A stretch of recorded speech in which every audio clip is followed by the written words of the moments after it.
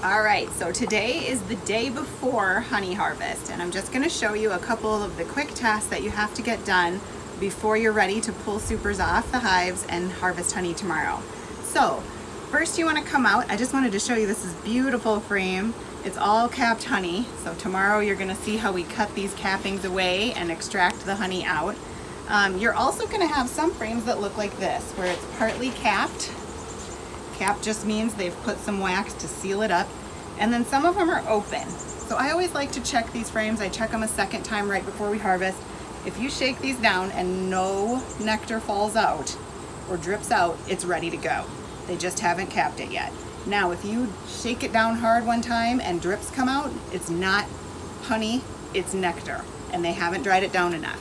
This box is ready to harvest. So the key is we've got to get the bees from in the honey supers, in the honey boxes, down into the brood nest. So below this queen excluder that we talked about when we were talking about hive checks. Here's how we do that. Two different things I'm going to try to achieve today. I'm going to put an exit in so the bees can exit down into the brood chamber. And I'm also going to rotate one of these boxes 180 degrees. The reason we do that is personal preference again. But if you can see, I'm going to try to lift this up for you guys. They have put wax and plenty of honey in between these boxes.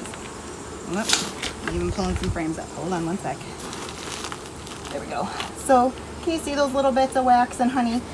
They're going to take all the honey and pack it away for me tonight, so there's less dripping tomorrow.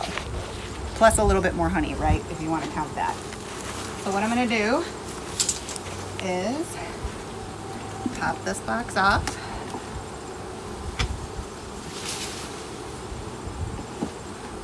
Now there's no point in exiting them down if they can just come right back in the front or the upper entrance. So if you have upper entrances, which are great for your hives, you're going to want to cork them and seal them up. Otherwise they're going to come down into the brood nest and come right back out and fly in the front door. So you don't want that. Okay. I'm going to pop this super off.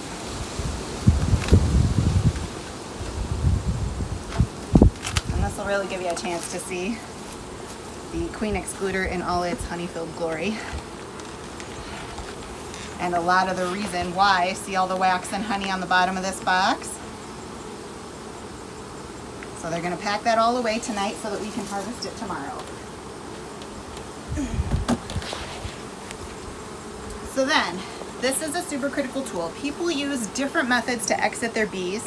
Some use some commercial products that smell really badly to the bees, and it helps push them down into the box. But I have small apiary, I have plenty of time to put an exit on. This is called a bee exit, and it remains on the colony for 24 hours. So it's a one-way street. The bees tonight, as it gets cooler, are going to want to get down into the brood chamber.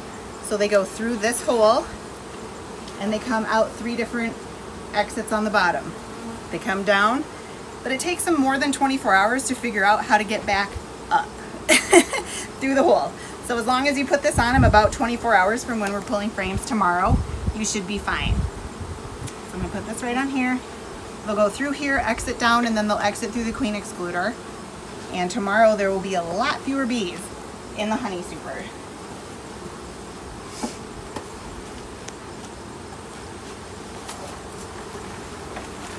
So this one, you can pop right back up on the exit.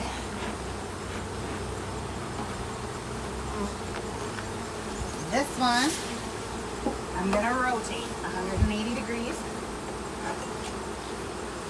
Just so the pattern of wax is a little bit different. There's not a ton on here anyway. And pop that one back on. And that's all there is to it. Now, if you remember, I told you in the first video that I run medium equipment. If you're watching, each of these is probably weighing about 35 pounds. So it's a heavy lift. Now, I'm showing you on my smallest and weakest colony.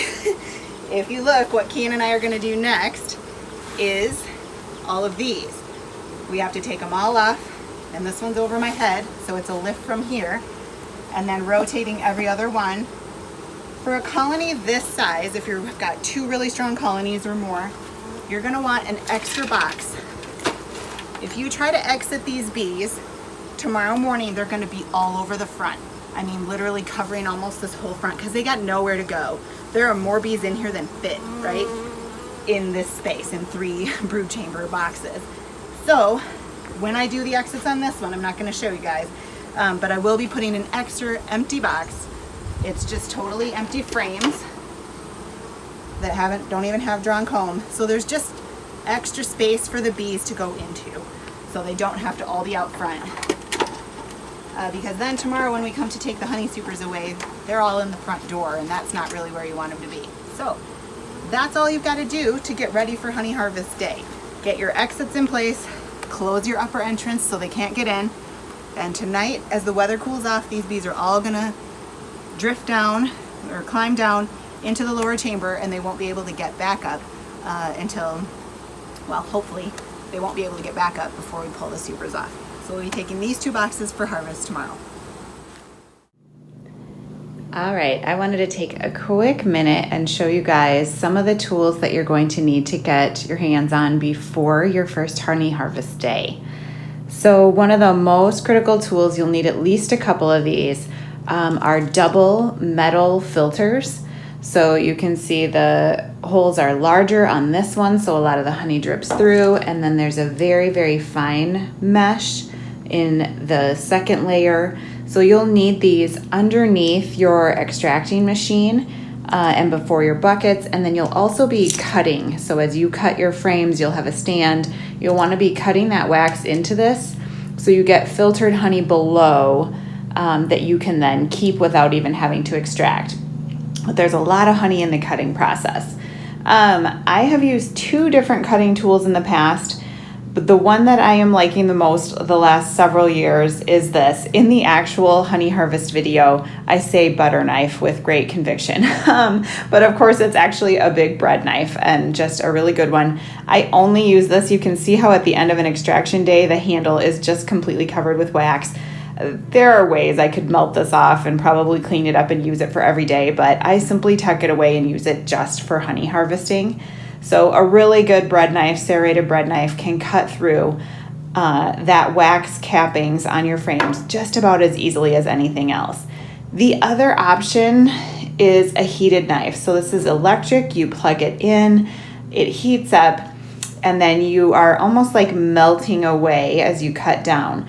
My only issue with this is, so we harvest about 14 medium supers. It takes us 7 to 8 hours with a lunch break, and that's a team of 4 people. I work in tandem with my neighbor and our spouses. This is heavy. I don't know why, but I just find these really heavy, slippery, and hard on the wrist by the end of the day. I also find that it leaves a little bit of almost like wax particulate, just very fine grained in my honey that then requires me to filter it separately later on. Again, I was showing these are very hard plastic bristled rollers. And this is just for those last little areas that you need to open up on the frames. There was a year where I tried doing just this and only this and not even bothering with the knives.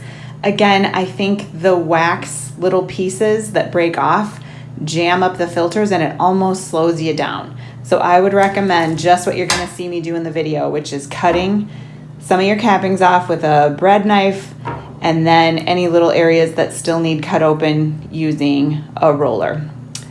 And then if you do decide to go with the electric knife, which a lot of people love them and do, I certainly recommend, either way, that you have some metal containers to put that in. If you've got a burning hot knife, I mean, this is hot the whole time you're using it, it's heating.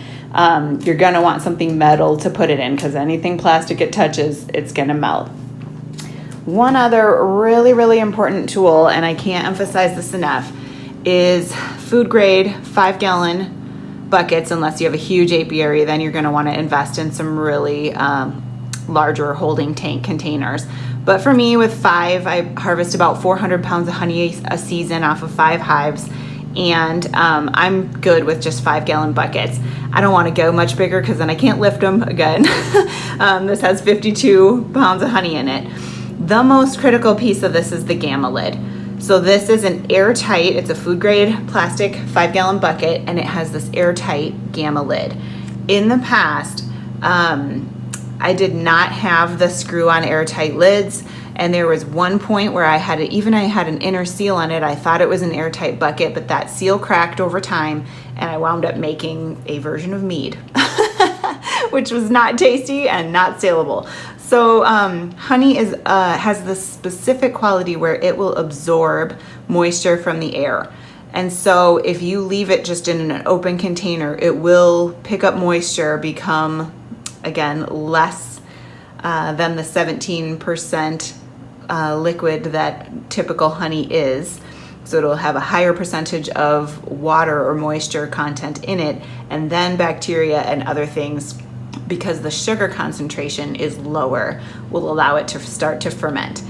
So you don't want any part of that. Really make sure you get your gamma lids or something that's super, super airtight so you never have to worry about that. This honey can crystallize in here. It will last forever. If I don't sell it this season, I usually do. I sell through almost every year. But if I didn't, it will just be crystallized in here, and I'll reheat it whenever I'm ready to bottle, and it's perfectly fine. But if I don't have an airtight lid, it's going to pick up moisture over time and slowly start potentially going into a fermentation. So those are the main tools. Here in just a second, I will show you the big tool, which is the extractor. It's just a huge centrifuge that we load 9 frames into once we cut the wax off. So I'll show you really briefly. It's a busy, hot day, so I'm just gonna take a very quick amount of time to show you what the extraction process looks like.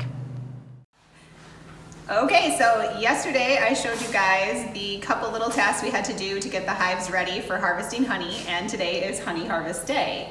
So I just wanted to show you really briefly. I know your first time you're going to be with your mentors or doing this with someone you know, but really briefly how we do it. So there are hot knives that you can use, or a regular butter knife is working really good for us this year, or I'll show you in a minute how you can use a roller brush. But essentially all you're doing is cutting off the layer of cappings wax, white wax, and I've got a filter below this, so any honey that comes off of it you also get to keep, and you get to keep your wax. So you just cut that top layer off, and if you notice there might be a couple little bits, that's where it's kind of nice to have a good roller. Just to open up all of those cells in the frame. So all your honey is exposed, because this is how the honey gets extracted. So it's a big machine, it's got centrifugal force. We run it in one direction for a couple of minutes, and then we turn the spinner and it runs in the other direction. All the honey then splatters out against the walls, runs down the edges of the machine, and comes out the honey gate where we filter it into the final holding buckets. And then we just store it until we're ready for bottling and put it in our bottles, and it's ready to sell. So that's all. It's a hot, steamy day, but it's a lot of fun.